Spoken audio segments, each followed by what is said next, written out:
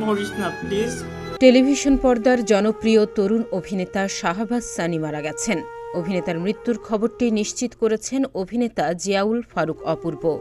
সামাজিক যোগাযোগ মাধ্যম ফেসবুকে তিনি এক পোস্টে মৃত্যুর বিষয়টি নিশ্চিত করেন।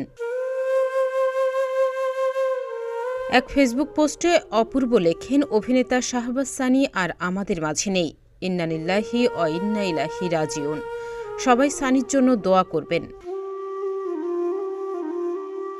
অপরদিকে নির্মাতা ইমরাউল রাফাত ফেসবুকে অন্য একটি পোস্টে লিখেছেন, আমার ভাই শাহবাজ সানি আর আমাদের মাঝে নেই। ইন্না লিল্লাহি ওয়া ইন্না ইলাইহি রাজিউন। ঢাকা স্পেশালিস্ট হাসপাতালে রাত ৩টা ৩০ ইন্তেকাল করেছেন তিনি। নির্মাতা ইমরাউল রাফাতের কাছে আসার পর নাটক দিয়ে শোবিজে যাত্রা শুরু করেছিলেন শাহবাজ সানি। অল্প সময়েই